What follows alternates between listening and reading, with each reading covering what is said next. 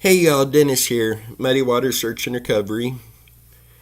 And I just want to talk to you for a minute and kind of explain my thought process on something.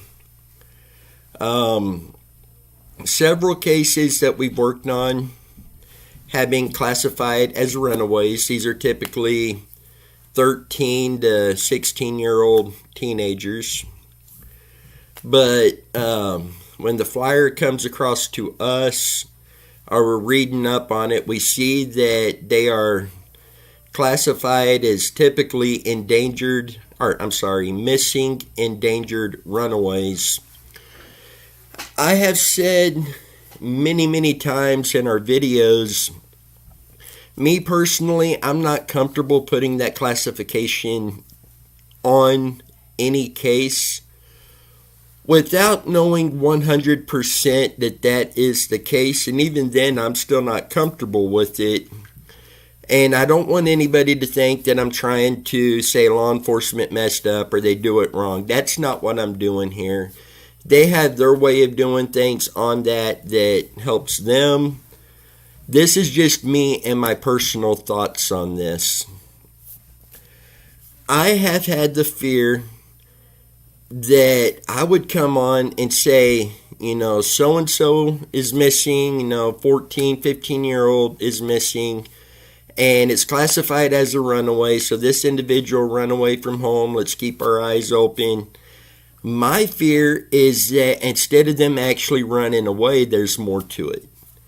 And unfortunately, I had been sent a press release on a case that, we didn't even know about. We didn't work on it or anything. This was the first time hearing about this case. Dan first sent this over to me, and then I've seen that Kansas Missing and Unsolved have shared it, as well as several other areas on social media have been sharing this. Basically, a 13-year-old girl went missing in the state of Texas. She was reported as a runaway, and it was classified as a missing endangered runaway. When a case is classified as a runaway, the majority of the time it changes how the investigation is run. If it's a runaway, the focus is going to be in the immediate area or any areas that they may have ties to. They've got family in an area that they frequent, etc.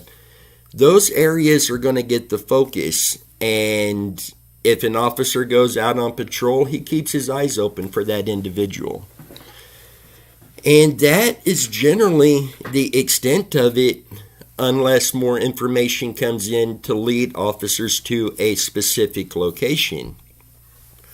Whereas if it does not have the classification of runaway, then it gets a little bit more attention, and the news of that case has more potential to spread out to other states. And, this case, unfortunately, was basically as bad as it gets. This 13-year-old girl was approached by a 63-year-old man in a local restaurant in Texas. Obviously, this doesn't give full details, but she was somehow convinced or something to come to Kansas with this guy.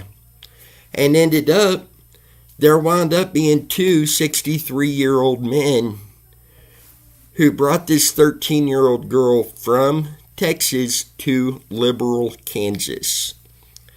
And in the process, at least one of the men raped this little 13-year-old girl, then told her that they're going to prostitute her out because there's big money they could get on her. The girl reported that she had several visitors while she was there with these guys. Thankfully, she has been rescued. I don't know if she escaped or if she was rescued, but either way, she is safe now. And the two guys They are being charged with rape, aggravated human trafficking, aggravated kidnapping, aggravated parental custody, aggravated intimidation of a victim, and aggravated indecent liberties with a child. To be honest, if they're guilty as a father, I hope they fry. I mean, I will get that up. People, you can't be like that. I am. If you hurt a child, I've got no sympathy whatsoever for you. The charge that really stands out to me is the aggravated parental custody. And I want to look more into that and see how it fits in with that, etc. But this, I mean, absolutely heartbreaking. And I'm not trying to say if the classification of runaway was not there, that this wouldn't have happened. What I'm trying to say, in my opinion, without that classification, I feel more people are going to take notice of the case. It's going to spread out from that particular area, and news could have spread quick enough that she may have been found as they were transporting her from Texas to Kansas. But in either way, this is the number one reason why I cannot classify one of these cases as a runaway, is out of fear that it turns out to be something like this.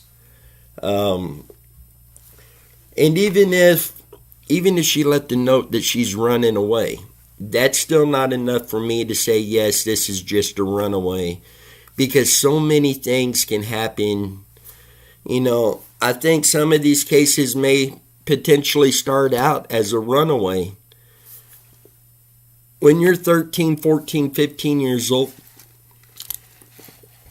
a lot of times you don't know what's out there in the world. You think you've got it all figured out. I know when I was a teenager, I thought I had it all figured out. Years later, I see I didn't have a clue. And that's how a lot of teenagers are today. And they get out there and thinking that they're in control, they can do this better, and they get out there and something bad happens. You know, there are sick people out there. This case proves that. So I will never classify a case as a runaway.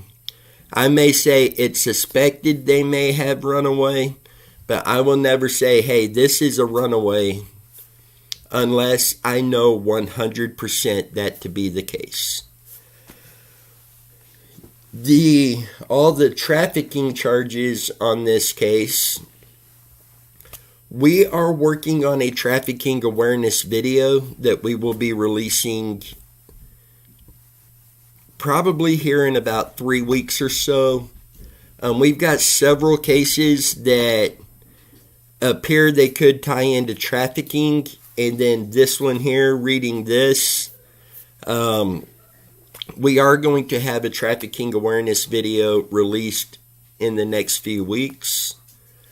But with this, I'm hoping you could understand more why we will never classify one of these cases as a runaway ourselves.